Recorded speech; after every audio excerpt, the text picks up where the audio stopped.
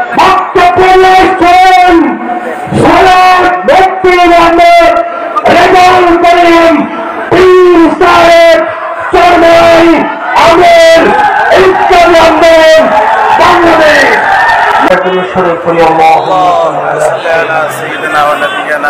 وحبيبنا ومولانا محمد صلى الله عليه وسلم।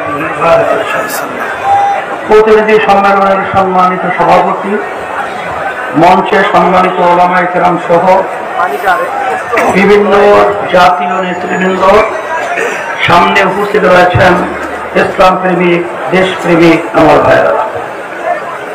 কথা বেশি আমরা চওড়া সংখ্যা বলছি, আকল মাপ ইশারাত কাস্ট।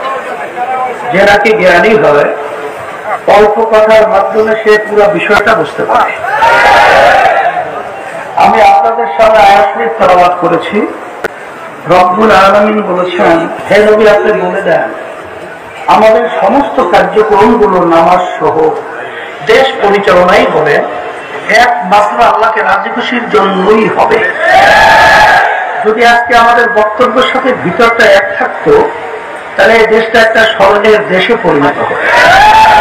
কিন্তু আমরা যখন স্টেজে বক্তব্য রাখি তখন সুন্দর সুন্দর কথা বলি, কিন্তু ভিতরে কিন্তু তিক্ততা, ভিতরে কিন্তু এটা আমাদেরকে পরিবর্তন করতে হবে। যদি আমরা করতে পারি, আমাদের সুযোগ এসেছে 2024 5ই আগস্টের পরে এই দেশ গঠন করা এবং মানবতা মুক্তি হওয়া এবং বিশেষ করে বিদেশি তাবেদার থেকে এই দেশকে মুক্তি করার একটা সুবর্ণ সুযোগ এসেছে। আবার সেই নেশার আমরা এসেছি। আজকে আপনাদের উদ্যোগ উদ্দীপনা, আপনাদের আন্তরিকতা এবং তার যে প্রচেষ্টা, এটা দেখার পরে আমাদের মনোবল আল্লাহর রহমতে আরো বেড়ে গেছে।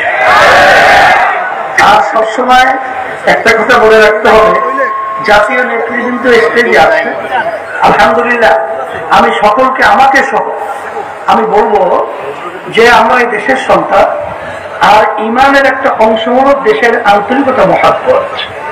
এটা আমাদের ভিতরে যদি থাকে, তাহলে আমার মা বলছে যে সারা দেশে আমি সফর করার পরে আমি যেটা দেখেছি, আজকে মানুষ অধীর আগ্রহে দিন রাত্র সময় মিনিট সেকেন্ড অপেক্ষা করছে যে আজকে যদি আমরা ইসলামের পক্ষে, মানবতার কল্যাণের পক্ষে, দেশের কল্যাণের পক্ষে যদি আজকে আমরা একটা বাক্স পাঠাতে পারি, আজকে বাংলাদেশের ভিতরে আমরা সবসময় একটা কথা মনে রাখতে হবে, আল্লাহ রাব্বুল আলামিন বলেছেন স্থলও ভাগে এবং পানিও ভাগে, যত বিপদ আপদ মুসিবত আমাদের হাতের কামাই।